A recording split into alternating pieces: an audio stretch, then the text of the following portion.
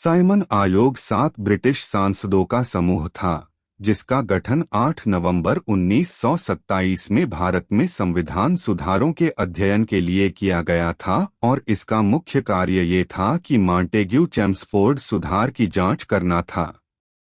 3 फरवरी 1928 में Simon commission Bharat आया। भारतीय आंदोलनकारियों में साइमन कमीशन वापस जाओ के नारे लगाए और जमकर विरोध किया। साइमन कमीशन के विरुद्ध होने वाले इस आंदोलन में कांग्रेस के साथ साथ मुस्लिम लीग ने भी भाग लिया। साइमन आयोग कमीशन नाम इसके अध्यक्ष सर जॉन साइमन के नाम पर रखा गया था। साइमन आयोग के मुख्य सुझाव निम्नलिखित थे। 1. भारत में एक संघ की स्थापना हो जिसमें ब्रिटिश भारतीय प्रांत और देशी रियासतें शामिल हों। 2. केंद्र में उत्तरदायी शासन की व्यवस्था हो। 3. वायसराय और प्रांतीय गवर्नर को विशेष शक्तियां दी जाएं। 4. एक लचीले संविधान का निर्माण हो। साइमन कमीशन के सुझाव। साइमन कमीशन की रिपोर्ट में सुझाव दिया गया कि 1. प्रांतीय क्षेत्र में विधि तथा व्यवस्था सहित सभी क्षेत्रों में उत्तरदायी सरकार गठित की जाए। 2. केंद्र में उत्तरदायी सरकार के गठन का अभी समय नहीं आया। 3. केंद्रीय विधानमंडल को पुनर्गठित किया जाए जिसमें एक इकाई की भावना को छोड़कर संघीय भावना का पालन किया जाए। साथ ही इसके सदस्य परोक्ष पद्धति से प्रांतीय विधानमंडलों द्वारा चुने जाएं। विरोध और लाला लाजपत राय की मृत्यु। कमीशन के सभी सदस्य अंग्रेज थे, जो भारतीयों का बहुत बड़ा अपमान था। चौरी चौरा की घटना के बाद असहयोग आंदोलन वापस लिए जाने के बाद आजादी की लड़ाई में जो ठहराव आ गया था वह अब साइमन कमीशन के गठन की घोषणा से टूट गया। 1927 में मद्रास में कांग्रेस का अधिवेशन हुआ जिसमें सर्वसम्मति से साइमन कमीशन के बहिष्कार का फैसला लिया गया, जिसमें गांधी, नेहरू सभी ने इसका विरोध करने का निर्णय लिया। मुस्लिम लीग ने भी साइमन के बहिष्कार का फैसला किया। 3 फरवरी 1928 को कमीशन भारत पहुंचा। साइमन कोलकाता, लाहौर, लखनऊ, विजयवाड़ा और पुणे सहित जहां जहां भी पहुंचा उसे जबरदस्त विरोध का सामना करना पड़ा और लोगों ने उसे काले झंडे दिखाए। पूरे देश में साइमन गो बैक, साइमन वापस जाओ के नारे गूंजने लगे। लखनऊ में हुए लाठीचार्ज में पंडित जवाहरलाल नेहरू घायल हो गए और गोविंद वल्लभ पंत अपंग। 30 अक्टूबर 1928 को लाला लाजपत राय के नेतृत्व में साइमन का विरोध कर रहे युवाओं को बेरहमी से पीटा गया। पुलिस ने लाला लाजपत राय की छाती पर निर्ममता से लाठियां बरसाईं। वह बुरी तरह घायल हो गए और मरने से पहले उन्होंने बोला था कि आज मेरे ऊपर बरसी हर एक लाठी की चोट अंग्रेजों की ताबूत की बनेगी। अंतत इस कारण 17 नवंबर 1928 को उनकी मृत्यु हो गई। क्रांतिकारियों द्वारा बदला। वह दिन 30 अक्टूबर 1928 का था। संवैधानिक सुधारों की समीक्षा एवं रिपोर्ट तैयार करने के लिए 7 सदस्यीय साइमन कमीशन लाहौर पहुंचा। पूरे भारत में साइमन गो बैक के रंगभेदी नारे गूंज रहे थे। इस कमीशन के सारे ही सदस्य गोरे थे, एक भी भारतीय नहीं। लाहौर में साइमन कमीशन के विरोध में प्रदर्शन का नेतृत्व शेरे पंजाब लाला लाजपत राय ने किया। नौजवान भारत सभा के क्रांतिकारियों ने साइमन विरोधी सभा एवं प्रदर्शन का प्रबंध संभाला। जहां से कमीशन के सदस्यों को निकलना था, वहां भीड़ ज्यादा थी। लाहौर के पुलिस अधीक्षक स्कॉट ने लाठीचार्ज का आदेश दिया और उप अधीक्षक सैंडर्स जनता पर टूट पड़ा। भगत सिंह और उनके साथियों ने यह अत्याचार देखा, किंतु लाला जी ने शांत रहने को कहा। लाहौर का आकाश ब्रिटिश सरकार विरोधी नारों से गूंज रहा था और प्रदर्शनकारियों के सिर फूट रहे थे। इतने में स्कॉट स्वयं लाठी से लाला लाजपत राय को निर्दयता से पीटने लगा और वह गंभीर रूप से घायल हुए। अंत में उन्होंने जनसभा में सिंह गर्जना की, मेरे शरीर पर जो लाठियां बरसाई गई हैं, वे भारत में ब्रिटिश शासन के कफन की अंतिम कील साबित होंगी।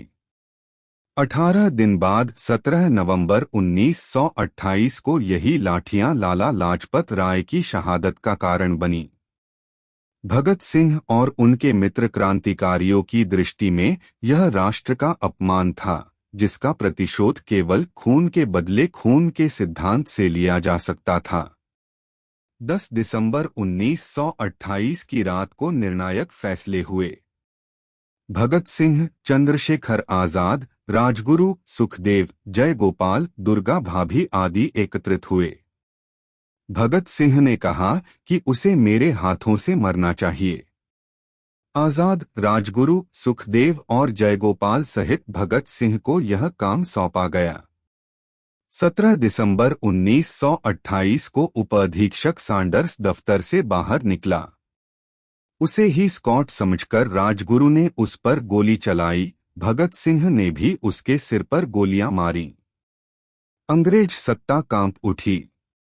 अगले दिन एक इश्तिहार भी बंट गया, लाहौर की दीवारों पर चिपका दिया गया। लिखा था, हिंदुस्तान सोशलिस्ट रिपब्लिकन एसोसिएशन ने लाला लाजपत राय की हत्या का प्रतिशोध ले लिया है और फिर साहिब बने भगत सिंह गोद में बच्चा उठाए वीरांगना दुर्गा भाभी के साथ कोलकाता मेल में जा बैठे। राजगुरु नौकरों के डिब्बे में तथा साधु बने आजाद किसी अन्य डिब्बे में जा बैठे। स्वतंत्रता संग्राम के नायक नया इतिहास बनाने आगे निकल गए। कोलकाता में भगत सिंह अनेक क्रांतिकारियों से मिले। भगवती चरण वहां पहले ही पहुंचे हुए थे। सेंट्रल असेंबली में बम फेंकने का विचार भी कोलकाता में ही बना था। इसके लिए अवसर भी शीघ्र ही मिल गया।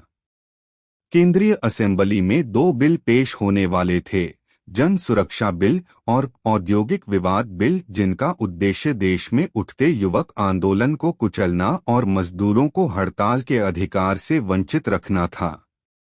भगत सिंह और आजाद के नेतृत्व में क्रांतिकारियों की बैठक में यह फैसला किया गया कि 8 अप्रैल 1929 को जिस समय वायसराय असेंबली में इन दोनों प्रस्तावों को कानून बनाने की घोषणा करें, तभी बम धमाका किया जाए। इसके लिए श्री बटुकेश्वर दत्त और विजय कुमार सिन्हा को चुना गया, किंतु बाद में भगत सिंह ने यह कार्य दत्त के साथ स्वयं ही करने का निर्णय लिया। ठीक उसी समय जब वायसराय जनविरोधी, भारत विरोधी प्रस्तावों को कानून बनाने की घोषणा करने के लिए उठे, दत्त और भगत सिंह भी खड़े हो गए। पहला बम भगत सिंह ने और दूसरा दत्त ने फेंका और इंकलाब जिंदाबाद का नारा लगाया। एकदम खलबली मच गई। जॉर्ज शुस्टर अपनी मेज के नीचे छिप गया। सार्जेंट टेरी इतना भयभीत था कि वह इन दोनों को गिरफ्तार नहीं कर पाया। दत्त और भगत सिंह आसानी से भाग सकते थे, लेकिन वे स्वेच्छा से बंदी बने। उन्हें दिल्ली जेल में रखा गया और वहीं मुकदमा भी चला। इसके बाद दोनों को लाहौर ले जाया गया, पर भगत सिंह को मियाम वाली जेल में रखा गया।